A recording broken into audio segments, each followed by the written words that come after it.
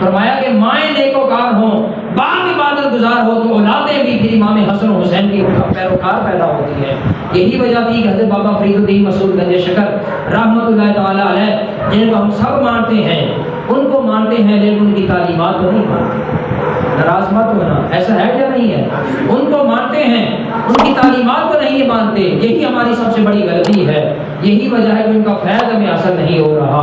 آپ نے اپنے حجرہ میں کھڑے ہوتے ہوئے مریدوں سے کہا کہ اے مریدین، تمہیں مبارک ہو، تمہیں اللہ نے ایسا مرشد عطا کیا ہے، ایسا ولی کامل تمہیں دیا ہے کہ جس کی نماز فرض تو دور کی بات ہے، جس کی زندگی کی کبھی تہجد بھی قضا نہیں ہوئی، جس کی زندگی کی کبھی تہجد بھی قضا نہیں ہوئی۔ یہ بابا فرید الدین اپنے مریدین سے کہہ رہے ہیں۔ قریب حجرے میں موجود آپ کی والدہ ماجدہ نے جب سنا تو سن کر کہا ہے فرید، اتراتا کس بات پر ہے، فخر کس بات پر کرتا ہے، یہ جو تو کہہ رہا ہے کہ آج تک تیری تہجد بھی قضا نہیں ہوئی۔ آپ نے فرمایا کہ اس میں تیرا کمال کم ہے، تیری ماں کے دودھ کا کمال سب سے بڑھ کر ہے کہ جب بھی تیری ماں نے دودھ پلایا ہے سب سے پہلے نبی کی ذات پر درود پڑھا ہے، پھر تجھے دودھ پلایا ہے۔